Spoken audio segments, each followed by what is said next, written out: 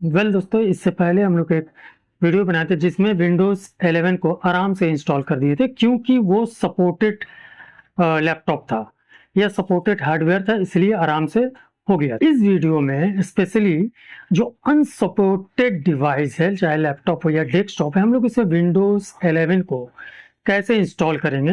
अगर आप चाहते हैं एक्सपेरिमेंट करना, उसको देखना, तो आपको क्या करना होगा, क्या खास चीज़ करना होगा। नॉर्मली देखिए, विंडोज़ 11 के लिए जो मोस्ट इम्पॉर्टेंट रिक्वायरमेंट TMP 2.0 का रिक्वायरमेंट होता है और सिक्योर बूट का रिक्वायरमेंट होता है। जबकि हमारा जो सिस्टम, पुराना सिस्टम है, पहले आप पुराना सिस्टम हमारा देख लिया। हमारा पुराना सिस्टम काफ़ी पुराना है, पेंटियम डुअल कोर प्रोसेसर के साथ आता है और उसमें हम लोग इसको, और रैम भी 6 GB रैम है, लेकिन प्रोसेसर और CPU जो है वो काफ़ी पुराना है। इसमें हम लोग इंस्टॉल करेंगे विंडोज़ 11 को। खास जगह में आपको ध्यान देना है इंस्टॉल करने से पहले। दोस्तों, चलिए हम लोग सबसे पहले हमारा जो रिक्वायरमेंट है क्या है, एक bootable pen drive. Bootable pen drive कैसे बनाया जाता है, इससे रिलेटेड हमारा ऑलरेडी वीडियो पड़ा हुआ है, आप इसको देख सकते हैं। बूटेबल पेन ड्राइव तैयार रखिए और अपना जो पुराना सिस्टम है जिसमें आपको विंडोज़ 11 इंस्टॉल करना है उसको भी तैयार रखिए। अब दोनों को लेके हम लोग बैठते हैं। दोस्तों, ये देखिए हमारा विंडोज़ 7 ऑलरेडी इसमें इंस्टॉल्ड है। हम माई कंप्यूटर में दिखा दे रहे हैं कि हमारा ये पेन ड्राइव लगा हुआ है जो कि बूटेबल है। अभी क्या करते हैं, हम अपना सिस्टम को रीस्टार्ट करते हैं। देखिए, ये प्रोसेस इससे पहले भी कई वीडियो में बता चुके हैं कि खुलने से पहले हमको बूट की प्रेस करना है और अलग अलग सिस्टम के हिसाब से बूट की अलग होता है। अब हमारा केस में F12 था। जैसे ही बूट की हम प्रेस करते हैं, हमको पेन ड्राइव चूज़ करना है, तो हमारा HP का पेन ड्राइव है, इसको सेलेक्ट करना और इंटर करना है, तो ये प्रोसेसिंग में आ जाता है। हमारे सामने हमारा मल्टीपल बूटिंग पेन ड्राइव आ चुका है। इसका वीडियो ऑलरेडी बना दिए हैं, आप उसको देख सकते हैं। हम विंडोज़ 11 यहाँ इंस्टॉल करने जा रहे हैं, इसलिए हम यहाँ पर विंडोज़ 11 को सेलेक्ट करते हैं और टैप करते हैं। अब यहाँ से प्रोसेसिंग स्टार्ट होता है, विंडोज़ लोगो आ जाता है। यहाँ पर हम थोड़ा सा फास्ट फॉरवर्डिंग कर रहे हैं, लोगो आने में काफ़ी वक्त लगा था, लेकिन हम यहाँ फास्ट फॉरवर्डिंग कर रहे हैं ताकि आपका टाइम बच पाए। ये देखिए, हमारे सामने इस तरह से पहला इंटरफेस खुलता है, जैसे नॉर्मली सब जगह खुलता है। यहाँ पर हम इंस्टॉल के ऊपर क्लिक करते हैं। जैसे हम इंस्टॉल के ऊपर क्लिक करते हैं, आगे का प्रोसेस हमको करने का मौका देता है। चलिए हम लोग आगे बढ़ते हैं और देखते हैं क्या घटना घटता है। आपका केस में ऐसा होता होगा। अब यहाँ पर ही हम I do not have product की, इस तरह से नीचे की तरफ एक ऑप्शन है, इसके ऊपर हम क्लिक करते हैं और आगे बढ़ते हैं। जैसे आगे बढ़ते हैं, यहीं पर ही सब कोई रुक जाता है। अब यहाँ से आपको ध्यान देके सुनना है कि इसके बाद आपको क्या करना है। यहीं से अनसपोर्टेड और सपोर्टेड का पता चलता है। यहाँ पे आपको खास ध्यान देना है, जरा से धैर्य रखिए और इस स्टेप को प्रॉपरली देखिए। इसमें से छोटा सा भी कुछ मिस्टेक करते हैं तो आपका ये परफॉर्म नहीं हो पाएगा। देखिए, यहाँ पर शिफ्ट F10 जैसी प्रेस करिएगा, वहाँ पर आपको लिखना है रेग एडिट।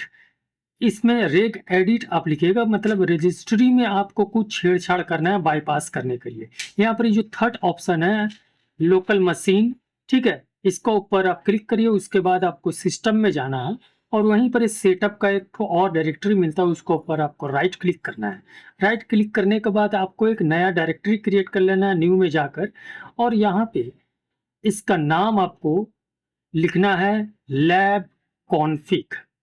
ध्यान दीजिए, यहाँ पर नाम इसको लिखना है लैब कॉन्फिग। लैब कॉन्फिग जैसे ही आप लिख लेते हैं तो राइट हैंड साइड में जो आपको खाली स्थान है, यहाँ पर आपको राइट क्लिक करना है, न्यू में जाना है और यहाँ पर डी वर्ड 32 बिट्स का जो वैल्यू है उसको क्लिक करना और यहाँ पर ही इसका भी नाम आपको चेंज कर लेना। यहाँ पर लिखना है बाईपास TMP चेक। जिस तरह से लिखा गया है ठीक उसी तरह से आपको भी लिखना है और यहाँ पर डबल क्लिक करके इसका वैल्यू को 0 से 1 में मैंने चेंज कर देना, ओके कर देना। ठीक उसी तरह से फिर और एक बार ऐसे करेंगे और यहाँ से हम इसका बाईपास सिक्योर बूट चेक को क्लिक करते हैं, डबल क्लिक करके इसको 0 से 1 कर देते हैं। यहाँ हमारा काम हो गया। बाईपास का 2 ठो हम लोग रजिस्ट्री में की क्रिएट कर चुके हैं। अब यहाँ से हमको निकल जाना है। अब देखिए, निकलने के बाद देखिए सेम अवस्था में हम लोग हैं, ठीक है। इसके बाद जाने के बाद प्रोसेसिंग रोक दिया था। देखिए, अब यहाँ से हम लोग I do not have product की को पर क्लिक करके जब आगे बढ़ते थे तो यहीं पे हमको रोक देता था। चलिए हम लोग आगे बढ़ते हैं। देखिए यहाँ पर अब हमको एक्सेप्ट का ऑप्शन दे रहा है। बस यही जो बीच में फार्मूला था, रजिस्ट्री में बदलाव करना था, छेड़छाड़ करना था, वही किए। अब यहाँ पर हम कस्टम में जाते हैं। कस्टम में जाने के बाद हमको पार्टीशन दिखा देता है। सबसे ऊपर में देखिए रिजर्व है, इसको आपको कुछ भी नहीं करना है। इसको अगर आप उड़ा देते हैं या डिलीट करते हैं तो आपका ड्राइवर पार्ट जो है उड़ जाता है। अब हमको सी ड्राइव उसी का नीचे है और सबसे नीचे में देखिए अनएलोकेटेड है। आप चाहें तो सी ड्राइव में भी इंस्टॉल कर सकते हैं। हम चाह रहे हैं कि अनएलोकेटेड एक स्पेस बचा हुआ है, हम उसी में हम अपना विंडोज 10 11 को इंस्टॉल करेंगे। तो इसको हम लोग फिर से न्यू कर लेते हैं और यहाँ पर हमारा प्रोसेसिंग स्टार्ट हो चुका है। ये प्रोसेसिंग में कुछ वक्त लगेगा, आपको धैर्य रखना है। इसके बाद आपका काम खत्म हो गया। आप चुपचाप से चाय लीजिए, चिप्स लीजिए और बैठ जाइए। इसके बाद का जो प्रोसेस है वो विंडो खुद करेगा। यहाँ पर एक बार रिस्टार्ट होगा। रिस्टार्ट जैसे ही होता है आप अपना पेन ड्राइव को जो आप सिस्टम में लगाए हैं उसको निकाल लीजिए। तो चलिए हमारा HP वाला जो पेन ड्राइव था हम इसको निकाल चुके हैं। अब हमको कुछ भी नहीं करना। यहाँ पर ये डुअल बूट है इसलिए 2 बार आ रहा है, विंडोज 7 विंडोज 11।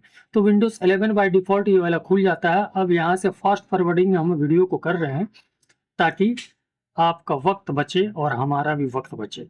तो ये फटाफट हो रहा है, आपको दिखता होगा, लेकिन ये वाला इसमें वक्त लगता है होने में। ठीक है, ये हम फास्ट फॉरवर्ड कर रहे हैं। फिर से हमारा विंडोज खुलता है। अब विंडोज खुलने के बाद इसके बाद और हमारे पास कोई काम नहीं है। जस्ट हमको नाम लिखना है डिवाइस का, कीबोर्ड को चेंज करना है, अपना रीजन को चेंज करना है, इंडिया, कीबोर्ड US, इस तरह का चेंज करना है। आपको जस्ट देख देख के इसको आपको चेंज कर लेना है और आगे की तरफ बढ़ना है। आप एक अपना माइक्रोसॉफ्ट का अगर अकाउंट है तो अकाउंट आप क्रिएट कर लीजिएगा। लॉगिन के लिए मांगेगा तो वहां पर ही आप माइक्रोसॉफ्ट का ईमेल दे दीजिएगा। इससे होता क्या, आप पासवर्ड अगर वगैरह भूल जाते हैं तो रिकवर करने में भी मदद करता है। ये सब करने के बाद फिर से एक बार रिस्टार्ट होता है। यहाँ पर हम पर्सनली इसको ऊपर करते हैं और नेक्स्ट करते हैं। देखिए यहीं पर ही आपको मांगता है, आप अपना पासवर्ड माने एक नया क्रिएट कर लीजिए या जो है उसको कर दीजिए। अब यहाँ से पूछता है कि आपको करना है तो आप स्किप भी कर सकते हैं और नेक्स्ट भी कर सकते हैं। अब यहाँ से बोलता है कि चलिए आपका सिस्टम रेडी है इंस्टॉल होने के लिए, सॉरी रेडी होने के लिए आपको हो गया। बस कहानी खत्म। यही फंडा था। इसके बाद का प्रोसेस तो सब एक ही था, लेकिन जहाँ पर ही आप अटके तो वहीं पर ही आपको ध्यान देना है। वेल दोस्तों, इस वीडियो में देखिए इस तरह से हमारा जो सिस्टम था, जो रिक्वायरमेंट था, उसको हम लोग बाईपास किया। बाईपास करने के बाद इसको इंस्टॉल किया। आप भी अपना ट्राई करिए। अगर बाद में कुछ लैगिंग वगैरह होता है तो आप इसको फिर से विंडोज 7 आपका ऑलरेडी इंस्टॉल्ड था अगर मशीन में तो उसको बैकअप लेकर रखिए। हमने तो यहाँ पर ही दूसरा ड्राइव में इंस्टॉल किया है। ठीक है, आप चाहें तो सेम ड्राइव में भी कर सकते हैं, लेकिन सेम ड्राइव में अगर करना है तो आप पहले अपना बैकअप ले लीजिए। बैकअप से रिलेटेड ऑलरेडी एक वीडियो हमारे चैनल में बना हुआ है, आप वो सब देख लीजिए। छोटा मोटा चीज़ आपको, बेसिक चीज़ आपको जानकारी में रखना चाहिए ताकि इन फ्यूचर में कुछ प्रॉब्लम ना हो जाए। वेल दोस्तों, चलिए नेक्स्ट वीडियो फिर से मिलते हैं। बाय, टेक केयर, अपना ख्याल रखिए।